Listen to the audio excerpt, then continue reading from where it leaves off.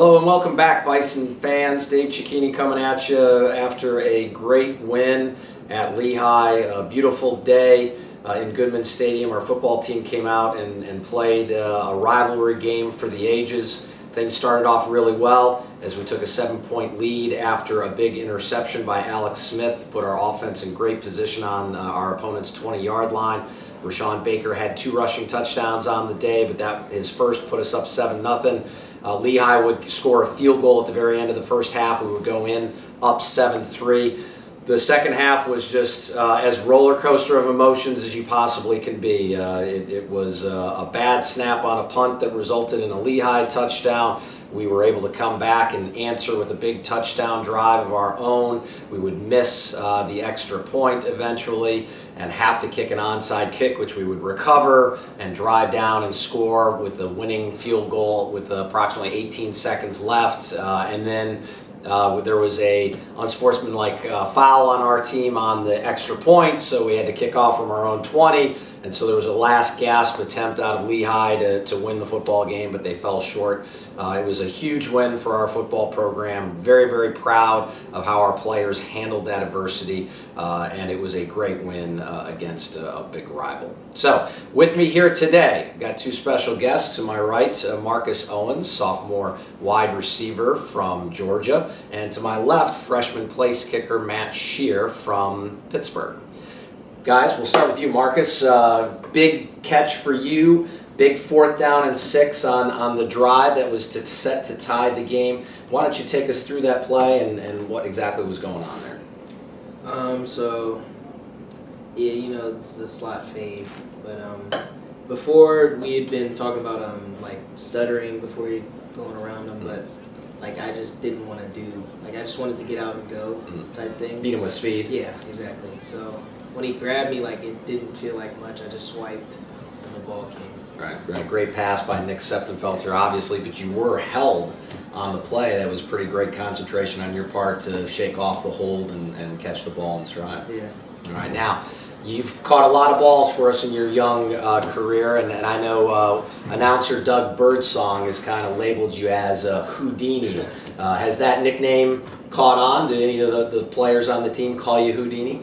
Yeah, a lot of the players in the locker room, they'll joke and call me Houdini, but outside of the locker room, with other players, nobody calls me that. Mm-hmm. All right. So of all the diving catches and whatnot that you've had so far in your career, is there any one that stands out as what you think is the best catch that you've made so far? Definitely the one where I was called Houdini. Wasn't that the one? Yep, absolutely. Yeah, well, you had 2 one-handed catches in that single game. So it was the one that was top 3 on the Patriot League, best plays. Yep. That was definitely my favorite.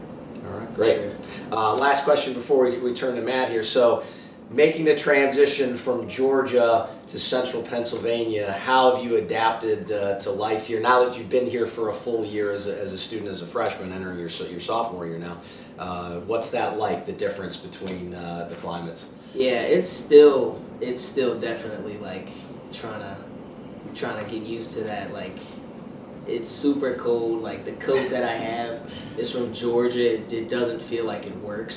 So I don't know. Maybe I need to get a new coat or something. Yeah, maybe if you dress in layers, man, it might help a little bit. So you Yeah. got the right hat on for the occasion right now, though. So that's definitely good. still cold. Yeah, good. All right, Matt. Big kicks during the game. You started out with a 48-yard field goal. You and I were talking about this earlier. That's the longest field goal that you've had in your career, obviously coming out of Pittsburgh Central Catholic, a very historic program in Pittsburgh. What was your longest field goal up until yesterday? It was a 46-yarder in week 0 of my senior year of high school. We were playing Imhotep Charter, and it was to tie the game then too. We ended up losing, so not nearly as cool. Well, you did a great job with it. I think if I remember, obviously going into every game, I check with our kickers to see, based off of the wind, how comfortable they are kicking to one side or the other. And I think you told me 49 or 50 yards, and we got you a 48-yarder, and I'm pretty sure the ball cleared the crossbar by about 2 yards. So you were pretty spot on. Yeah, I the wind was going with me originally, and then I got out on the field and switched into my face. Obviously, you can't be thinking about that. But then when it was up in the air, I was definitely thinking about it. But yeah. Yeah, it was a great kick, and then obviously not much of a wind, but you're exactly right. It had changed just a couple miles per hour, which is great. Now, we go down at the end of the game and we score a touchdown, apparently getting ready to tie the football game with about 2 minutes left, and the kick is blocked. Now, certainly not your fault. We had a great snap, a great hold, and you had a great kick. We had a rusher who came through and a player who blocked into the wrong gap and made a clean block.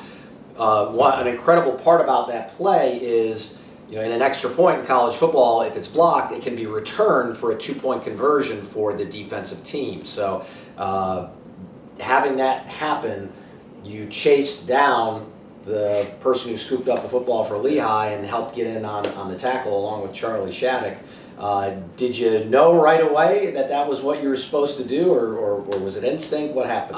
Well, a little bit of both, because that happened. The first kick I got at Lafayette, kick got blocked, same thing. I ran over there. I wasn't part of the tackle, but I don't know. I just like showing that I'm a real football player sometimes. Well, you're wearing number 62, so when you have a number that's in the 60s, guys kind of, I'm sure, certain expectations that you should be able to tackle or do something. Yeah, you're right about that. Yeah. So cool. So let's now fast forward to the final kick. We get down to the goal line. We've got the ball on the 2 or 3 yard line. 18 seconds left. 20 seconds left about when we snap the football. Is that block in your mind, or are you focused? What was going through your mind there? No, it really wasn't.